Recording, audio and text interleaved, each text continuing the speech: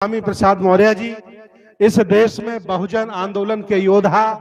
ये जो बहस देश में छिड़ी है कि दोस्त कौन है दुश्मन कौन है, उसके आप प्रणेता हैं। और कह सकते हैं कि अगर साउथ में कोई अगर पेरियार है, पेरियार ईवी स्वामी रामा नायकर, तो उत्तर भारत में अगर हमारे स्वामी जी को पेरियार कहा जाए तो कोई उसमें अतिशयोक्ति नहीं होगी। वो इतना लगन से, मेहनत से, तमाम पदों को छोड़कर, तमाम छोटी चीजों को छोड़कर वो हमेशा इस मिशन मूवमेंट की बात करते हैं। आइए, आपके जो चाहने वाले माननीय मौर्य जी बेताब हो रहे हैं और बैरिकेडिंग तोड़ने वाले हैं, इसलिए आ जाइए माननीय मौर्य जी, आइए।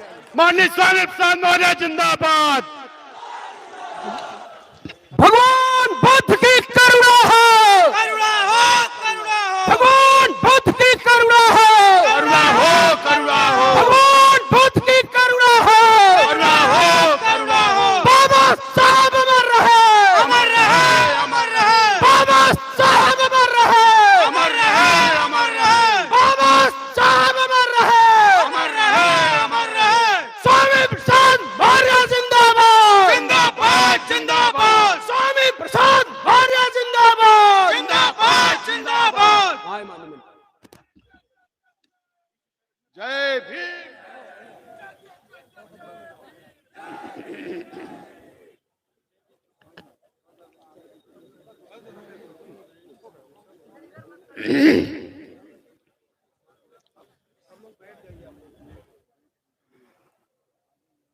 आज विश्व बौद्ध महासम्मेलन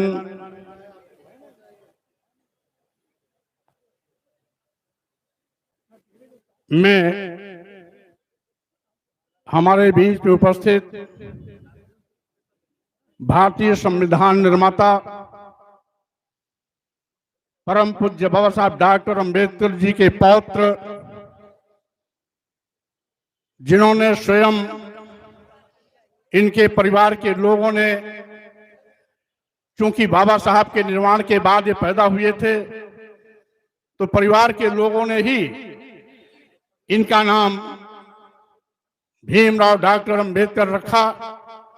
हमारे बीच में विराजमान हैं, आपको संबोधित कर चुके हैं। इसके साथ ही साथ हमारे बीच में हम सभी को आशीर्वचन देने के लिए यहाँ पर विराजमान पूज्य भिक्षुगण एवं भिक्षुणीगण, सभी देश के विभिन्न प्रदेशों से आए हुए सम्मानित अतिथिगण, नेपाल से भी पधारे हमारे सम्मानित अतिथि के साथ साथ मंचस्थ सभी मेहमान साथीगण, और इसी के साथ मंच पर विराजमान विधायक भाई वाचस्पति जी, दूर दराज से आए हुए सभी उपासक एवं उपासिकाएं, भाइयों बहनों, नौजवान साथियों, पत्रकार बंधुओं, सबसे पहले इस भव्य और ऐतिहासिक कार्यक्रम का आयोजन आज सरदार पटेल संस्थान में स्थापित संपादित हो रहा है, ये देन है पूज्य भंते सुमित रत्न जी का। इसलिए मैं अपनी ओर से, आई हुई जनसैलाब की ओर से भंते सुमित रत्न जी को बहुत बहुत बधाई, शुभकामना देना चाहता हूं। साथियों,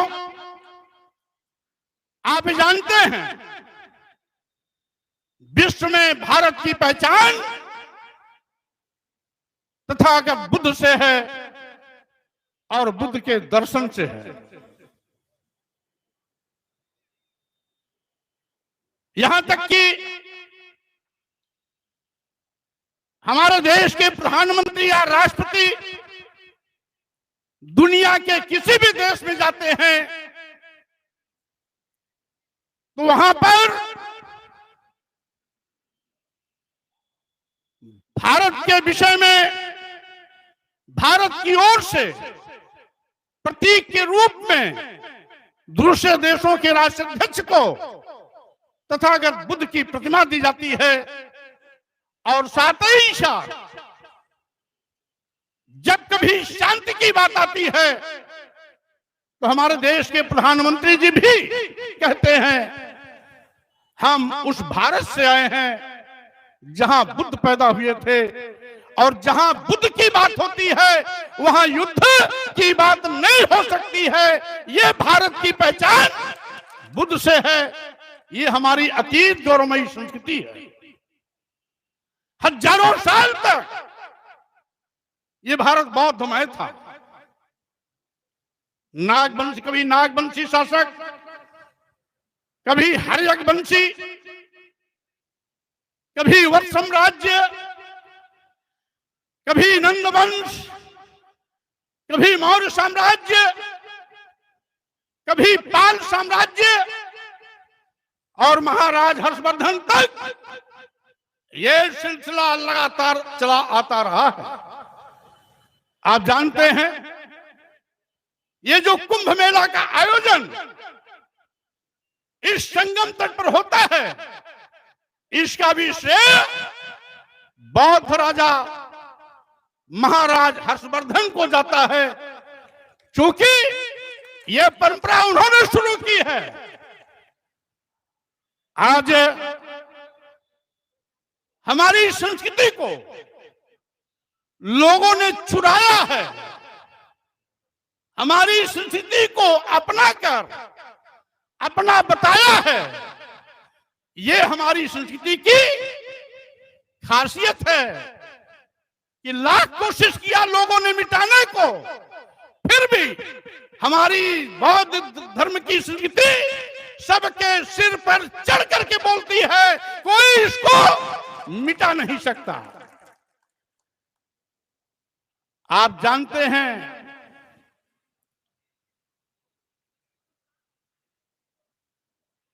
आज लगभग 60 देश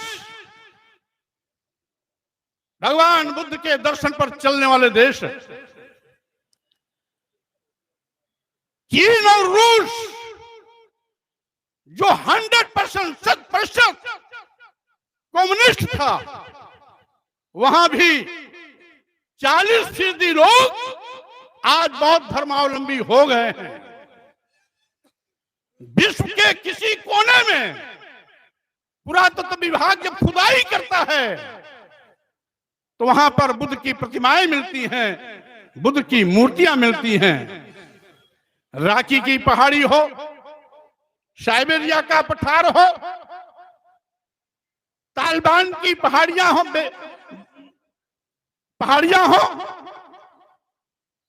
और इसी तरीके से आपकी भारत भूमि में चप्पे चप्पे पर जब भी पुरातत्व विभाग ने खुदाई की तो वहां बुद्ध मिलते हैं, बुद्धकालीन इतिहास मिलता है। अभी आपके इस इलाहाबाद सीतामढ़ी में घाट पर पक्की सड़क बनाने के लिए खुदाई हुई, जेसीबी से खुदाई हुई तो वहां लगभग 6 फुट ऊंची बुद्ध की प्रतिमा मिली। गंगा एक्सप्रेसवे हाईवे बन रहा था, बदाई में खुदाई हुई तो बुद्ध की प्रतिमा एक नहीं अनेकों मिली। अयोध्या में 3 बार खुदाई हुई, तीनों बार वहां बुद्ध और बुद्धकालीन अवशेष मिले। आज चप्पे चप्पे पर बुद्ध है, बुद्ध का दर्शन है, बुद्ध का विचार है। आज से लगभग 2500 साल पहले तथागत बुद्ध पैदा हुए थे, लेकिन आज भी उनका दर्शन उतना ही व्यवहारिक है जितना बुद्ध जी के कार्यकाल में था। और यही कारण है लगातार ये विचारधारा बढ़ती जा रही है और साथ ही साथ हम तो ये कहना चाहते हैं, जापान जैसे मुट्ठी भर लोगों का देश, जहां का राष्ट्र धर्म बौद्ध धर्म है, तकनीकी क्षेत्र में अमेरिका को भी शिकस्त देने की पावर रखता है। यानी बुद्ध का दर्शन विज्ञान का दर्शन है, व्यवहारिक दर्शन है। और साथियों, यही कारण है लोगों ने जलाने की कोशिश की। नालंदा विश्वविद्यालय, तक्षशिला विश्वविद्यालय, जो दुनिया का सबसे बड़ा विश्वविद्यालय था, दुनिया की सबसे बड़ी पुस्तकालय थी, क्योंकि बौद्ध संस्कृति से भरा पड़ा था, इसलिए लोगों ने उसे जलाने और मिटाने की कोशिश की। लेकिन लाख कोशिश के बावजूद भी आज भी तथागत बुद्ध, उनका दर्शन, उनका विचार आज भी लोगों के दिल दिमाग में है। साथियों, मैं कहना चाहता हूं, सम्राट अशोक, जिन्होंने तथागत बुद्ध के विचारों को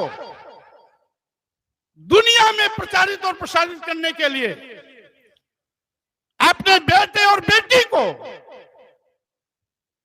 सत्ता सुख से वंचित कर बौद्ध धर्म के प्रचार और प्रसार में भेजने का काम किया। उस समय सोचिए, वो सम्राट अशोक, जिसके भारत में अफगानिस्तान भी था, पाकिस्तान भी था, बांग्लादेश भी था, म्यांमार भी था, भूटान भी था, नेपाल भी था, वो अखंड भारत, इसने विशाल अखंड भारत का शासक सम्राट अशोक ने अपने बेटे महेंद्र संघमित्रा को उस समय लंका भेजा था तथागत बुद्ध के विचारों को फैलाने के लिए। यही नहीं साथियों, इस देश में बुद्ध का दर्शन है क्या? वो दर्शन है करुणा, मैत्री, बंधुत्व, यानी प्यार का, भाईचारे का। बुद्ध के दर्शन में हम सब समान हैं, मानव एक समान की विचारधारा ही बुद्ध का दर्शन है। जात पात, छुआछूत, ऊंच नीच का कोई स्थान नहीं, सभी इंसान बराबर हैं। और इसीलिए आज ये बौद्ध दर्शन पूरे विश्व में नित्य प्रति प्रचारित और प्रसारित होता जा रहा है। साथियों, समय समय पर हमारे देश के संतों, गुरुओं, महापुरुषों ने भी इस विचारधारा को आगे बढ़ाने की कोशिश की। सम्राट अशोक से लेकर राजा हर्षवर्धन तक बड़े पैमाने पर तथागत बुद्ध के विचारों को जन जन तक पहुंचाने का प्रयास किया।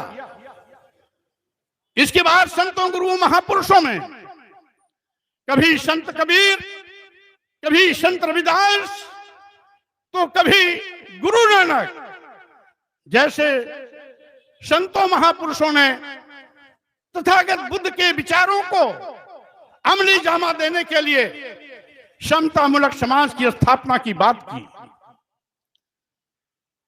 आगे चल करके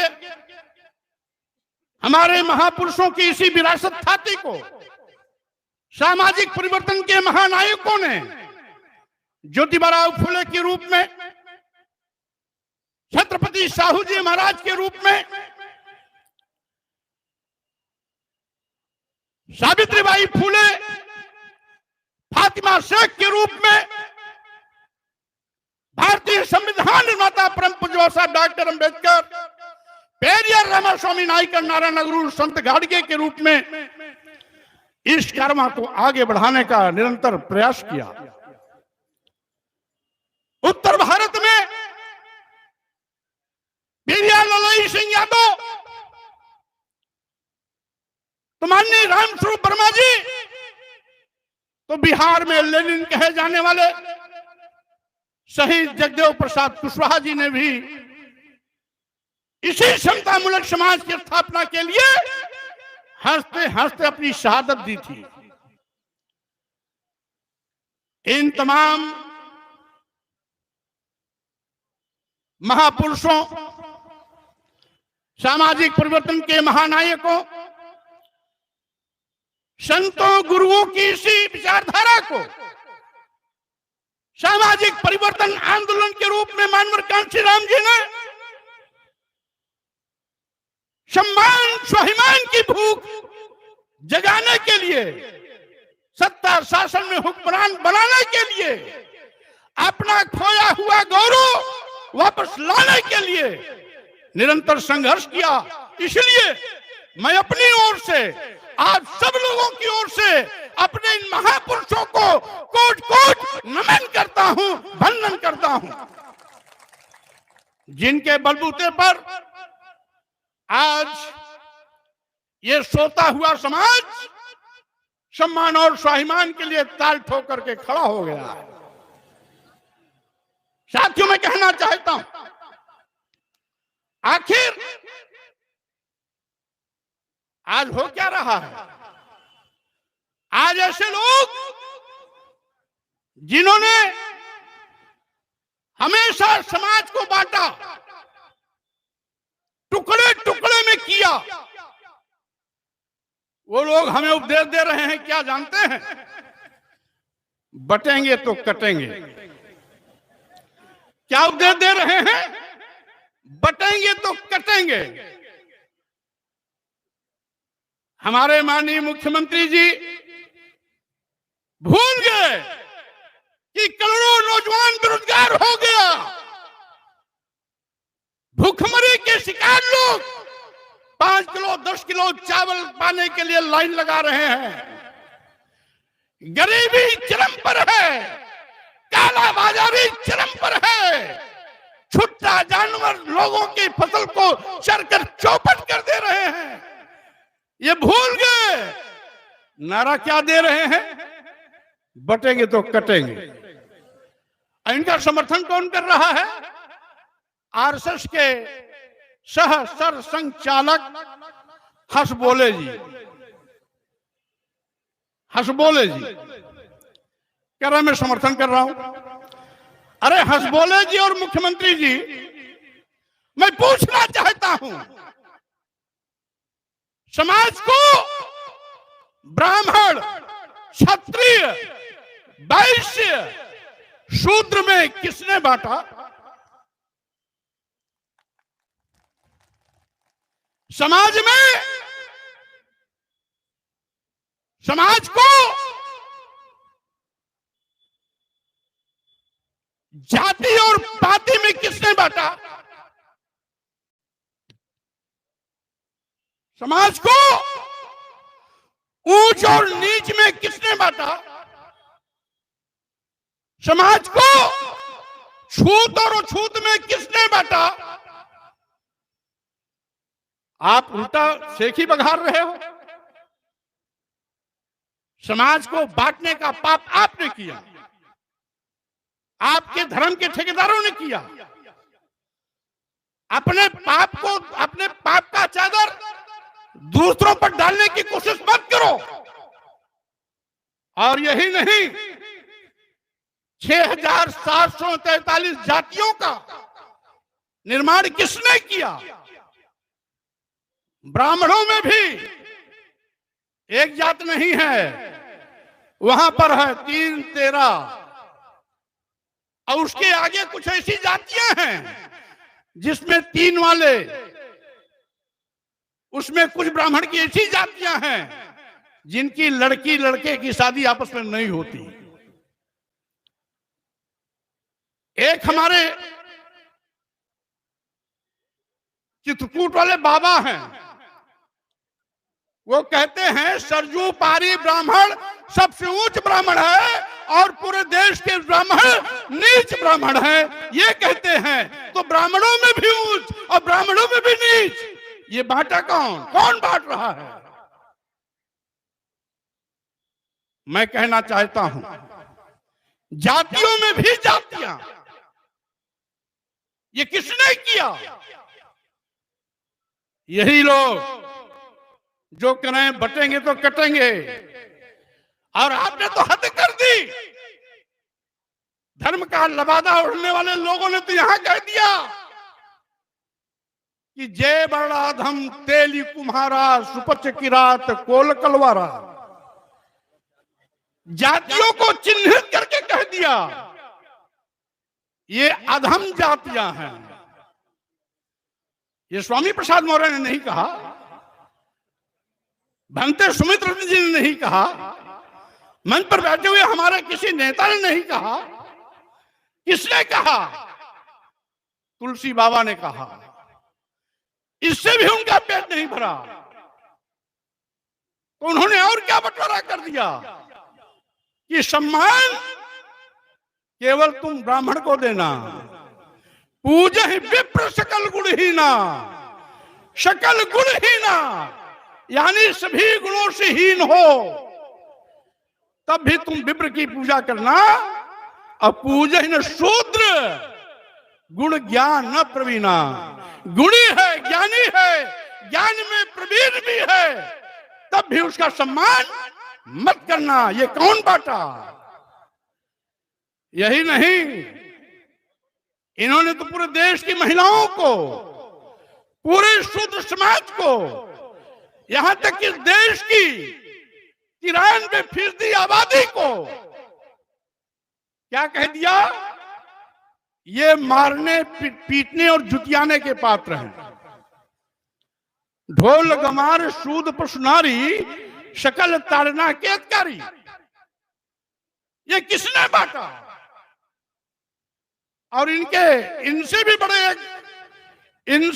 एक बैठे हुए हैं जिसको कहते हैं मनु महाराज। मनुस्मृति में क्या लिख दिया कि शूद्रम तु कार्येत दास्यम कृतम अकृतम वा दास्यैव तु जन्मना ब्राह्मणम तु स्वयंभुवा। यानी ब्राह्मण स्वयंभू तक की ताकत है, उसे कुछ करने की आवश्यकता नहीं है। लेकिन शूद्र को गुलामी करनी है, क्योंकि गुलामी करने के लिए ही शूद्र को पैदा किया गया है। यानी कौन बांट रहा है? ये शूद्र समाज को गुलाम कौन बनाने का सर्टिफिकेट दे रहा है? महिलाओं को, शूद्रों को मारने पीटने प्रताड़ित करने का लाइसेंस कौन बांट रहा है? तेली कुम्हार सुपच किरात कोल कलवार को अधम जात होने का प्रमाण पत्र कौन जारी कर रहा है?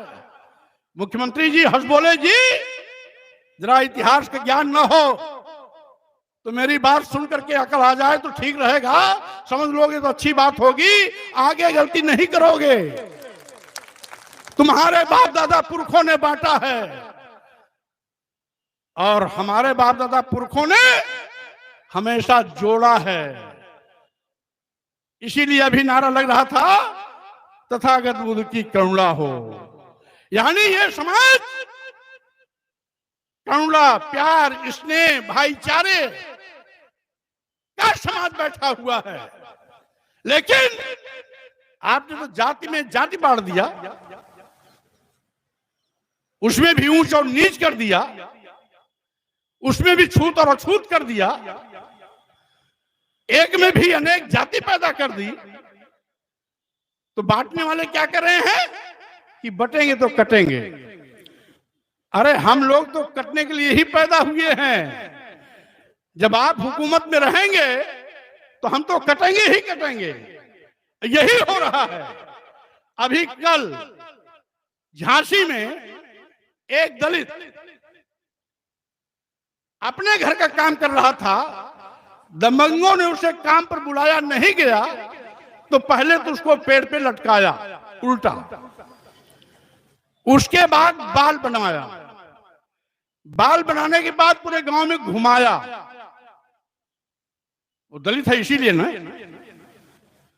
इसके पहले ललितपुर में एक कुर्मी समाज के घर में नौजवान को मारे पीटे, घर का सामान लूटे, और उससे भी उनका मन नहीं भरा हुआ तो जाते वक्त उसको तेल डाल करके जलाने का प्रयास किया।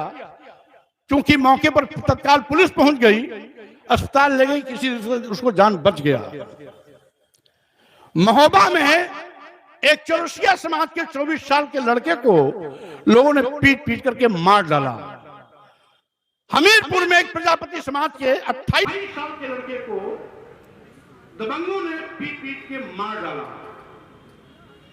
आज इसी फतेहपुर में कोरी समाज के एक नौजवान लड़के को, उसको 18 साल का लड़का था, मौके पर मैं भी गया था, इतना पीटा, पैर का नाखून निकाल दिया, मरा समझ के उसको दफनाने जा रहे थे।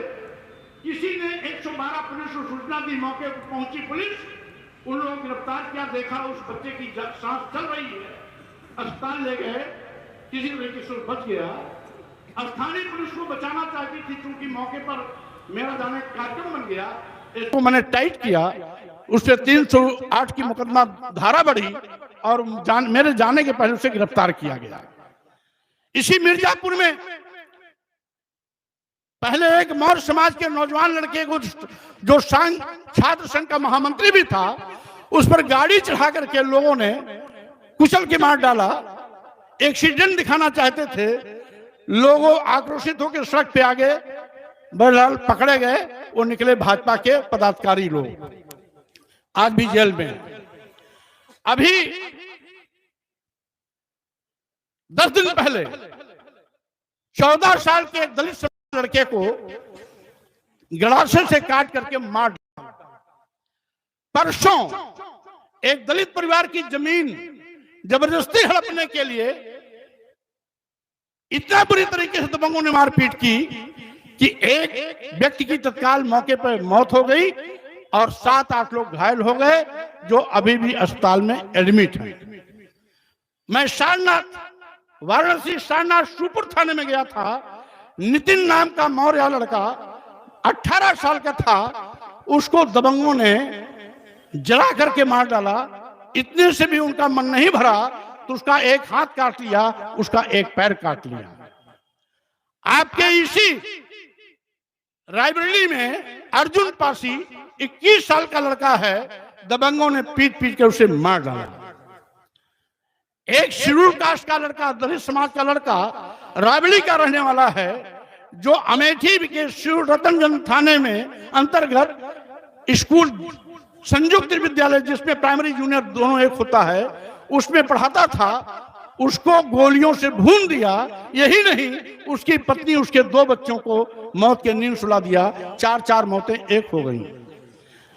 यही नहीं, गोंडा में एक दलित समाज के नौजवान को, जो मात्र 22-23 साल का था, दबंगों ने पीट पीट करके मार डाला। मुख्यमंत्री जी, इनमें जितनी घटनाओं को मैंने गिनाया, 3 घटना छोड़ करके सारे घटना को अंजाम देने वाले दबंग आपकी बिरादरी के थे। जिस बिरादरी में आप पैदा हुए हो, कहते हो कि हमें क्षत्रिय समाज पर बड़ा गर्व है, क्योंकि भगवान भी इसी क्षत्रिय समाज में पैदा हुए थे। तो क्या आप लोग इसीलिए पैदा हुए हैं कि लोगों को, दलितों को, पिछड़ों को गाजर मूली की तरह काटते रहो, और ये गूंगा बहरा अंधा बनकर आपके हिंदू मकड़जाल में फंसकर आपको वोट देता रहे, प्रधानमंत्री बनाता रहे, मुख्यमंत्री बनाता रहे, और वो अपने बच्चों की लाश को देख करके उफ भी न कर पाए। कहते हैं बटेंगे तो कटेंगे। यहां तो सब एक हैं, फिर भी वो कट रहे हैं, मर रहे हैं, जल रहे हैं। एक होने के बावजूद भी ये बांग्लादेश नहीं है, ये पाकिस्तान भी नहीं है, ये भारत है। जिस भारत से जिस भारत के प्रधानमंत्री अमेरिका जाते हैं, जब वहां पर आतंकवाद के खिलाफ लड़ाई लड़ने की बात होती है तो प्रधानमंत्री जी कहते हैं हम बुद्ध के देश भारत से आए हैं, इसलिए जहां बुद्ध है वहां युद्ध नहीं। लेकिन आप तो अपने ही लोगों का सर काट रहे हो, अपने ही लोगों को मौत के घाट उतार रहे हो, और फिर भी कहते हो शर्म नहीं आती कि बटेंगे तो कटेंगे। किसको उपदेश दे रहे हो? किसकी आग में धूल झोंकने की कोशिश कर रहे हो? और साथियों, मैं कहना चाहता हूं, इस देश में बौद्ध धर्म और जैन धर्म अतीत काल का धर्म है।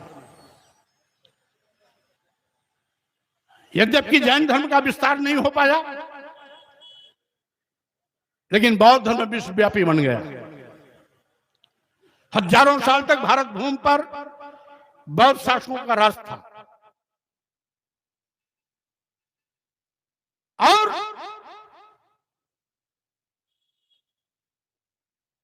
यहां पर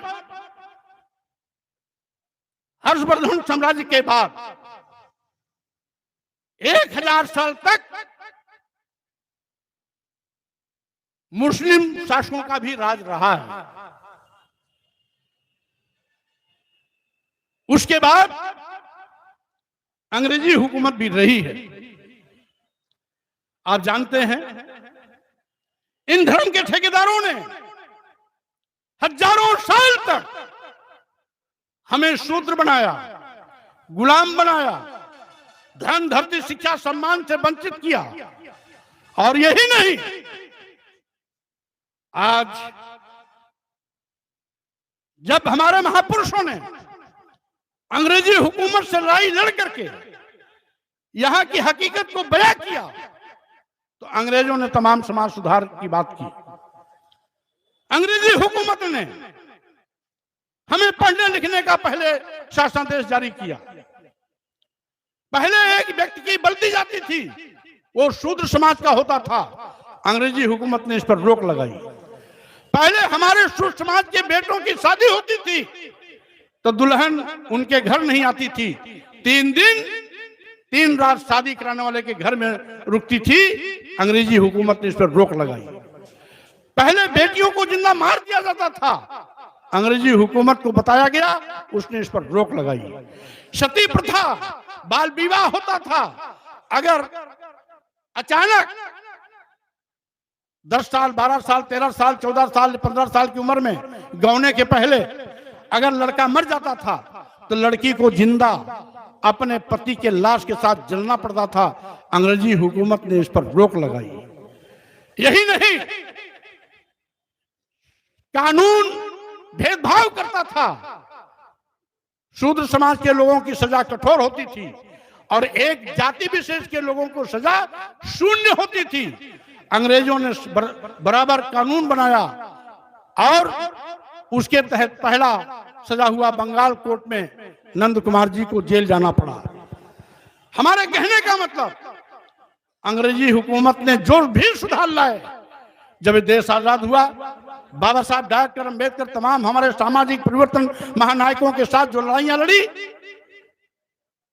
और भारतीय संविधान लागू करने का अवसर मिला, तो बाबा साहब डॉक्टर अंबेडकर ने उन सारे अधिकारों को मौलिक अधिकार के रूप में परमानेंट इस देश के सभी लोगों को बिना भेदभाव के सबको बराबर दे दिया। बाबा साहब डॉक्टर अंबेडकर तो भेदभाव नहीं किए, जबकि डॉक्टर अंबेडकर सबसे बड़ा विद्वान होने का खिताब पाने के बाद जब डॉक्टर अंबेडकर इस भारत भूमि पे आते हैं तो दुनिया के सबसे बड़े विद्वान होने के बावजूद भी उनके जाति अपमान के कड़वे घूंट पीने के लिए उनको मजबूर किया गया। लेकिन उसके बावजूद भी डॉक्टर अंबेडकर का दिल इतना बड़ा था कि जब संविधान लिखने का मौका पाए तो उन्होंने किसी के साथ कोई भेदभाव नहीं किया। वो चाहते तो अपने लोगों को विशेष अधिकार दे सकते थे, लेकिन नहीं किया। ब्राह्मण, क्षत्रिय, वैश्य, शूद्र, हिंदू, मुस्लिम, सिख, ईसाई, बौद्ध, जैन, पारसी, सबके लिए एक कानून। जो भी भारत में रहता है वो भारतीय है और सबको एक कानून सामने दिया भारतीय संविधान के माध्यम से। सबको पढ़ने लिखने का अधिकार, सबको धन अर्जित करने का अधिकार, सबको सम्मान स्वाभिमान से जिंदगी जीने का अवसर, सभी को विकास के क्षेत्र में आगे बढ़ने का समान अवसर। और इसीलिए साथियों, मैं कहना चाहता हूं, हमारे महापुरुषों ने जब जब मौका आया है तो उन्होंने सबके सम्मान और स्वाभिमान का ख्याल किया। वो चाहे सम्राट अशोक रहे हों, अन्य बौद्ध शासक रहे हों, और वर्तमान में चाहे बाबा साहब डॉक्टर अंबेडकर रहे हों, सभी महापुरुषों ने कोई भेदभाव नहीं किया। सबके सम्मान स्वाभिमान का बराबर ख्याल करते हुए सभी के हितों की रक्षा की गारंटी दी। लेकिन आज एक वर्ग विशेष के लोग काटे जा रहे हैं, मारे जा रहे हैं। वो वर्ग विशेष के लोग कौन हैं? वर्तमान में अनुसूचित जात, अनुसूचित जनजात और पिछड़ा, जिसको पहले शूद्र कहा जाता था, वही आज भी काटा जा रहा है, मारा जा रहा है, जलाया जा रहा है। एक वर्ग विशेष के लोगों को, दलितों, आदिवासियों, पिछड़ों को काटने, मारने, जलाने का लाइसेंस मिला हुआ है। उनके घर पर बुलडोजर नहीं जाता है, उनके खिलाफ कठोर कार्रवाई नहीं होती है, उनके घर नहीं गिराए जाते हैं। लेकिन अगर दलित, पिछड़ा, मुस्लिम समाज का एक व्यक्ति छोटी सी गलती कर देता है तो उसके घर पर बुलडोजर चला जाता है। आखिर न्याय में भेदभाव क्यों? न्याय में भेदभाव क्यों? जब कानून सबको बराबर न्याय देने का वकालत करता है तो संविधान की कसम खाने वाले लोग संविधान के विपरीत आचरण क्यों करते हैं? ये अपने आप सोचने और समझने की जरूरत है। साथियों, मैं कहना चाहता हूं, आज के प्रवेश में जो आज पढ़े लिखे, साफ सुथरे कपड़ों में बैठे हुए लोगों का हजम दिखाई पड़ रहा है, इसके पीछे हमारे सामाजिक परिवर्तन के उन क्रांतिकारी महापुरुषों का आशीर्वाद है, उनका संघर्ष है, उनका त्याग है, जिन्होंने लंबी लड़ाई लड़ करके हमारे सम्मान स्वाभिमान, धन, धरती, शिक्षा, सम्मान के अधिकार को वापस दिलाने का काम किया। अन्यथा आप जानते हैं, हमें तो जानवर से बदतर माना जाता था। बाबा साहब डॉक्टर अंबेडकर के इतिहास को जो पढ़े होंगे, महार का तालाब आंदोलन देखा होगा, उसमें कौवे पानी पीते थे, गीध और चील पानी पीते थे, सुअर लौटती थी, भैंसें लौटती थी, गाय पानी पीते थे, लेकिन उसमें शूद्रों को पानी पीने का अधिकार नहीं था। यह अधिकार बाबा साहब डॉक्टर अंबेडकर ने लड़के दिलाया था। लेकिन आज आजाद भारत में भी आज कुछ लोग मनुवादी व्यवस्था को लाने की कोशिश कर रहे हैं, थोपने की कोशिश कर रहे हैं। ये बहुत ही चिंतनीय विषय है। और ऐसे ही जो मनुवादी व्यवस्था को थोपना चाहते हैं, वही हमें उपदेश दे रहे हैं कि बटेंगे तो कटेंगे। मैं कहना चाहता हूं, आज आप सत्ता में हो, गलत परंपरा मत डालो। सत्ता में बैठे हुए लोगों से मैं कहना चाहता हूं, ये गलत परंपरा मत डालो, क्योंकि तुम 5% हो, गलत परंपरा डाल रहे हो। जिस दिन 93% लोगों के हाथ में सत्ता आएगी तो तुम कहां खड़े होगे, इसको भी सोच करके देखो। इसलिए ऐसा मत करो। जिंदाबाद जिंदाबाद। इसलिए गलत परंपरा मत डालो, संविधान के विपरीत आचरण मत करो, इंसानियत का कत्लेआम मत करो, इंसानियत को जातियों धर्मों में बांट करके उनके साथ भेदभाव मत करो। इस देश का हिंदू, मुसलमान, सिख, ईसाई, पारसी, बौद्ध, जैन सभी भारतीय हैं। जो भी इस देश का है, वो भारत का जो भी है, वो हमारा भाई है। यहाँ का मुसलमान, यहाँ का ईसाई विदेश से नहीं आया है। समय समय पर किसी ने इस्लाम धर्म कबूल कर लिया, वो मुसलमान बन गया। किसी ने ईसाई धर्म कबूल कर लिया, वो ईसाई बन गया। लेकिन वो मूल बासिंदे हमारे भारत के हैं। कोई आदिवासी था, कोई अनुसूचित जात का था, कोई पिछड़ा था, और यही नहीं, अगड़े भी धर्म परिवर्तन किए हैं। आज इतिहास आप खोलेंगे तो अगर किसी क्षत्रिय ने इस्लाम धर्म कबूल कर लिया तो वहां पठान हो गया। किसी श्रीवास्तव ने इस्लाम धर्म कबूल कर लिया, शेख हो गया। किसी ब्राह्मण ने इस्लाम धर्म कबूल कर लिया, सैयद हो गया। ये बाहर से नहीं है, ये सभी इस देश के हैं। और यही सरसंचालक श्री भागवत जी भी कहते हैं, इस देश का मुसलमान, इस देश का ईसाई बाहर के नहीं हैं, वो भारत के ही लोग हैं। अगर भागवत जी समझते हैं तो मुख्यमंत्री जी आप क्यों नहीं समझते हैं? हंसबोले जी आप क्यों नहीं समझते हैं? कम से कम अपने सरसंघचालक की बात तो मान लेते। स्वामी प्रसाद मौर्य की बात मत मानिए, लेकिन अपने सरसंघचालक की बात तो मान लेते। सरसंघचालक ने कह दिया कि जातियां भगवान ने नहीं बनाई, जातियां पंडितों ने बनाई। ये स्वामी प्रसाद मौर्य ने नहीं कहा, ये भागवत जी ने कहा, संघ प्रमुख भागवत जी ने कहा। अगर संघ प्रमुख भागवत जी ने कहा तो उनकी बात क्यों नहीं मानते हो? संघ प्रमुख भागवत जी ने कहा कि इस देश का हिंदू और इस देश का मुसलमान ईसाई विदेशी नहीं है, वो भारतीय है। तो कम से कम प्रमुख जी की, संघ के प्रमुख भागवत जी की तो बात मान लेते। लेकिन मैं कहना चाहता हूं, जातिवाद के जहर में जो पैदा हुआ है वो जातिवादी चरित्र से बाहर आ ही नहीं सकता। ये तो गुण हमारे महापुरुषों में है। उदार मन, विशाल हृदय, सबको साथ लेके चलने की क्षमता, मानव मानव एक समान की विचारधारा अगर कहीं कोई मिलता है तो ताकत बुद्ध के दर्शन में मिलता है।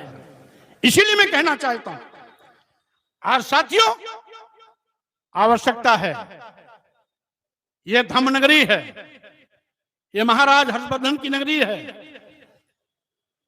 इसी कुंभ मेले की शुरुआत महाराज हर्षवर्धन यहां रुक करके 1 महीने तक संगम तट पर रुक करके अपने खजाने को गरीबों में बांटने का काम करते थे। और तब से इस कुंभ मेले की शुभारंभ हुई। तो ये भी बुद्ध नगरी है। भंते सुमित्र जी ने इस आयोजन को इस संगम तट पर इसीलिए किया कि कम से कम इसी बहाने हमारे अतीत गौरवशाली महाराज हर्षवर्धन की इस महानगरी पर हमें एक बहुत बड़ा महासम्मेलन, विश्व बौद्ध सम्मेलन के रूप में करने का मौका मिलेगा। इसलिए मैं पूज्य भंते सुमित्र जी को बहुत बधाई, शुभकामना देता हूं कि आपने केवल विश्व बौद्ध महासम्मेलन का आयोजन नहीं किया, बल्कि महाराजा हर्षवर्धन जो बौद्ध शासक थे, उनके अतीत गौरवमयी धम्म नगरी इस प्रयाग की धरती को आपने धन्य किया है और ये बताने की कोशिश की है कि यह बौद्ध राजाओं की धरती रही है, महाराजा हर्षवर्धन की नगरी रही है, ये धम्म नगरी रही है। और वो व्यवस्था आज भी कुंभ मेले के रूप में चल रही है, जो विश्व के तमाम लोग आज भी इस मेले में आते हैं। मैं अपने नेपाल सहित देश के तमाम प्रदेशों से आए हुए उन अतिथियों का भी मैं अपनी ओर से भी स्वागत करता हूं, धन्यवाद देता हूं, क्योंकि मेरा छात्र जीवन इसी इलाहाबाद में बीता। सामाजिक राजनीतिक कार्यों की शुरुआत भी मेरी इसी इलाहाबाद की धरती से शुरू हुई। यही नहीं, ये इलाहाबाद नगरी इसलिए और भी महत्वपूर्ण है कि जो यहाँ का किला है, इसका शुभारंभ कभी सम्राट अशोक ने कराया था और सम्राट अकबर ने इसका पुनरुद्धार कराया था। इसलिए भी यह महानगरी अतीत गौरवशाली नगरी है। हम इस सरजमी को भी नमन करते हैं, क्योंकि हमारा पूरा विद्यार्थी जीवन यहाँ भी था। यहीं से सामाजिक राजनीतिक कार्यों की शुरुआत की और साथ ही साथ राजनीति के विभिन्न महत्वपूर्ण पदों पर जाने का अवसर भी इसी इलाहाबाद नगरी के आशीर्वाद से मिला। इसलिए